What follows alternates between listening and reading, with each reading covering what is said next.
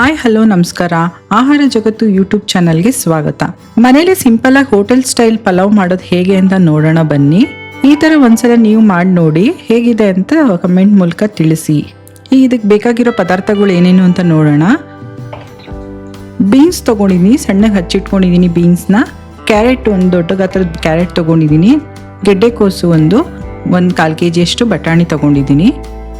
ಎರಡು ದಪ್ಪ ಗೆಡ್ಡೆಯಷ್ಟು ಈರುಳ್ಳಿ ತೊಗೊಂಡಿದ್ದೀನಿ. 3ರಿಂದ 4 ಚಕ್ಕೆ, 3ರಿಂದ 4 ಲವಂಗ ಮತ್ತು ಒಂದೇ ಒಂದು ಏಲಕ್ಕಿ, ಟೊಮೊಟೊ ಮತ್ತು ಕೊತ್ತಂಬರಿ ತೊಗೊಂಡಿದ್ದೀನಿ.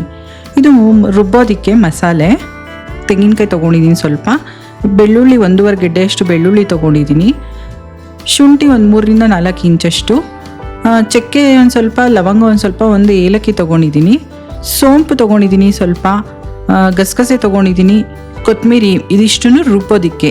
ಈಗ ಆ ಒಂದು 2 ಗ್ಲಾಸಷ್ಟು ಅಕ್ಕಿ ತೊಗೊಳ್ತಾ ಇದ್ದೀನಿ. ನೋಡಿ, ಈ ಗ್ಲಾಸಲ್ಲಿ 2 ಗ್ಲಾಸಷ್ಟು ಅಕ್ಕಿ ತೊಗೊಂಡಿದ್ದೀನಿ. ಇದನ್ನು ಒಂದು 10 ನಿಮಿಷ ಮುಂಚೆನೇ ನೀರಲ್ಲಿ ನೆನೆ ಹಾಕಬೇಕು. ಈಗ ಒಂದು ಕುಕ್ಕರ್ ಇಡ್ತಾ ಇದ್ದೀನಿ. ಕುಕ್ಕರಲ್ಲಿ 3ರಿಂದ 4 ಸ್ಪೂನಷ್ಟು ಎಣ್ಣೆ ಹಾಕ್ತಾಯಿದ್ದೀನಿ. ಅದಕ್ಕೆ ಒಂದು 3ರಿಂದ 4 ಲವಂಗ, ಒಂದು 4-5 ಇಂಚಷ್ಟು ಚಕ್ಕೆ, ಒಂದು ಏಲಕ್ಕಿ ಹಾಕಿ ಈಗ ಈರುಳ್ಳಿ ಹಾಕ್ತಾಯಿದ್ದೀನಿ. ಈರುಳ್ಳಿನ ಕೆಂಪು ಬಣ್ಣ ಆಗೋ ಗಂಟ ಸ್ವಲ್ಪ ಫ್ರೈ ಮಾಡ್ಕೊಳ್ಳಿ. ತುಂಬ ಫ್ರೈ ಮಾಡೋಕ್ಕೆ ಹೋಗಬೇಡಿ, ಯಾಕಂದರೆ ತರಕಾರಿ ಹಾಕಿದ್ಮೇಲೆ ಅದ್ರ ಜೊತೆನೂ ಈರುಳ್ಳಿ ಬೇಯುತ್ತೆ. ನಮಗೆ ನೋಡಿ, ಈಗ ಈ ಕಲರ್ ಬಂದರೆ ಸಾಕಾಗುತ್ತೆ. ಗೋಲ್ಡನ್ ಕಲರ್ ಬಂದರೆ ಸಾಕು. ಈಗ ಇದಕ್ಕೆ ಹಚ್ಚಿಟ್ಕೊಂಡಿರೋಂಥ ತರಕಾರಿ ಹಾಕ್ತಾಯಿದ್ದೀನಿ.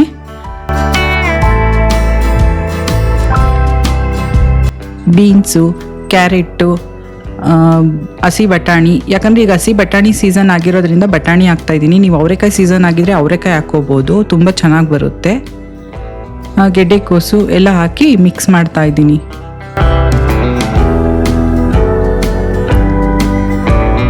ಒಂದು 2ರಿಂದ 3 ನಿಮಿಷ ಚೆನ್ನಾಗಿ ಹಾಕಿ ಫ್ರೈ ಮಾಡಿ.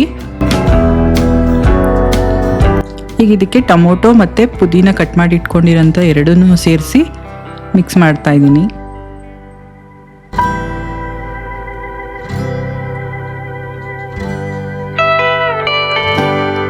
ಟೊಮೊಟೊ ಮೇಲಿನ ಸಿಪ್ಪೆ ಬಿಡಿಸೋ ಗಂಟ, ಸ್ವಲ್ಪ ಮೆತ್ತಗಾಗೋ ಗಂಟ ಫ್ರೈ ಮಾಡಿ. ಈಗ ಇದಕ್ಕೆ 1/4 ಸ್ಪೂನಷ್ಟು ಅರಿಶಿನ ಪುಡಿ ಹಾಕ್ತಾಯಿದ್ದೀನಿ.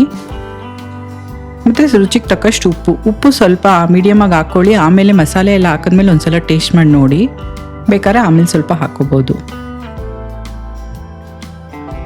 ಈಗ ಇದಕ್ಕೆ 2ರಿಂದ 3 ಸ್ಪೂನಷ್ಟು ಧನಿಯಾ ಪುಡಿ ಹಾಕ್ತಾಯಿದ್ದೀನಿ. 1.5 ಸ್ಪೂನಷ್ಟು ಅಚ್ಚ ಖಾರದ ಪುಡಿ ಹಾಕ್ತಾಯಿದ್ದೀನಿ. ಧನಿಯಾ ಪುಡಿ ಹಾಕುವಾಗ ಲೋ ಫ್ಲೇಮಲ್ಲಿ ಹಾಕಿ, ಇಲ್ಲ ಅಂದರೆ ಅದು ತಳ ಹಿಡಿಯೋ ಚಾನ್ಸಸ್ ಇರುತ್ತೆ. ಯಾಕಂದರೆ ನಾವು ಇನ್ನೂ ಯಾವುದೇ ಥರ ನೀರು ಮಿಕ್ಸ್ ಮಾಡಿಲ್ಲ. ಹೈ ಫ್ಲೇಮಲ್ಲಿ ಇಟ್ಟಾಗ ಒಂಥರ ಕರಕ್ಲು ಥರ ಸ್ಮೆಲ್ ಬಂದುಬಿಡುತ್ತೆ. ಈಗ ಲೋ ಫ್ಲೇಮಲ್ಲೇ ಮಿಕ್ಸ್ ಮಾಡಿ. ನಾನು ತೊಗೊಂಡಿರೋದು 2 ಲೋಟದಷ್ಟು ಅಕ್ಕಿ ತೊಗೊಂಡಿದ್ದೀನಿ. ಅದಕ್ಕೆ 4 ಲೋಟದಷ್ಟು ನೀರನ್ನ ಮಿಕ್ಸ್ ಮಾಡ್ತಾಯಿದ್ದೀನಿ. ನೀರು ಕುದೀತಾ ಇದೆ. ಈಗ ಅಕ್ಕಿ ಹಾಕ್ತಾಯಿದ್ದೀನಿ. 2 ಲೋಟ ಅಕ್ಕಿ ತೊಗೊಂಡಿದ್ದೆ. ಅಕ್ಕಿನ ತೊಳೆದ್ಬಿಟ್ಟು ಒಂದು 10 ನಿಮಿಷ ಮುಂಚೆನೇ ನೆನೆ ಇಟ್ಟಿದ್ದೆ. ನೋಡಿ, ಅಕ್ಕಿ ಹಾಕ್ಬಿಟ್ಟು ನೀಟಾಗಿ ಮಿಕ್ಸ್ ಮಾಡಿ. ಈಗ ನಾವು ತೊಗೊಂಡಿರೋಂಥ ಮಸಾಲೆಗಳ್ನೆಲ್ಲ ಒಂದ್ಸಲ ನೋಡಿ, ಚಕ್ಕೆ, ಲವಂಗ, ಕಾಯಿ, ಶುಂಠಿ, ಬೆಳ್ಳುಳ್ಳಿ, ಕೊತ್ತಂಬರಿ, ಗಸಗಸೆ ಇದೆಲ್ಲನೂ ಮಿಕ್ಸಿಗೆ ಹಾಕಿ ರುಬ್ಬಿ ಇದಕ್ಕೆ ಮಿಕ್ಸ್ ಮಾಡಬೇಕು. ಎಲ್ಲ ಕಡೆ ಫಸ್ಟೇ ಪಲಾವ್ಗೆ ಮೊದಲೇ ಮಸಾಲೆನ ಹಾಕ್ಬಿಡ್ತಾರೆ. ನಾವು ಲಾಸ್ಟ್ ಸ್ಟೇಜಲ್ಲಿ ಪಲಾವ್ಗೆ ಮಸಾಲೆನ ಹಾಕ್ತಾಯಿದ್ದೀನಿ. ಈ ಥರ ಪಲಾವ್ ನಮ್ಮ ಅವ್ರ ಅಮ್ಮ ಅಜ್ಜಿ ಕಳಿಸ್ಕೊಟ್ಟಿರೋದು. ತುಂಬ ಟೇಸ್ಟ್ ಆಗಿರುತ್ತೆ. ನೀವು ಒಂದ್ಸಲ ಮಾಡಿ ನೋಡಿ ಹೇಗಿದೆ ಅಂತ ತಿಳಿಸಿ. ಮಸಾಲೆ ಹಾಕಿ ನೀಟಾಗಿ ಮಿಕ್ಸ್ ಮಾಡಿಬಿಟ್ಟು, ನಿಮಗೆ ಉಪ್ಪು ಬೇಕಾದರೆ ಈಗ ಈ ಸ್ಟೇಜಲ್ಲಿ ನೀವು ಸ್ವಲ್ಪ ಉಪ್ಪು ನೋಡ್ಕೊಳ್ಳಿ. ಉಪ್ಪು ಬೇಕಾದಲ್ಲಿ ನಿಮ್ಗೆ ಉಪ್ಪು ಹಾಕಿ 2 ವಿಷಲ್ ತಗೊಳ್ಳಿ. 2 ವಿಷಲ್ ಆದಮೇಲೆ ತಣ್ಣಗಾಗಕ್ಕೆ ಬಿಡಿ. ಈಗ ಓಪನ್ ಮಾಡ್ತಾಯಿದ್ದೀನಿ ನೋಡಿ. ಪಲಾವ್ ತುಂಬ ಚೆನ್ನಾಗಾಗಿದೆ. ನೀಟಾಗಿ ಮಿಕ್ಸ್ ಮಾಡ್ಕೊಬೇಕು.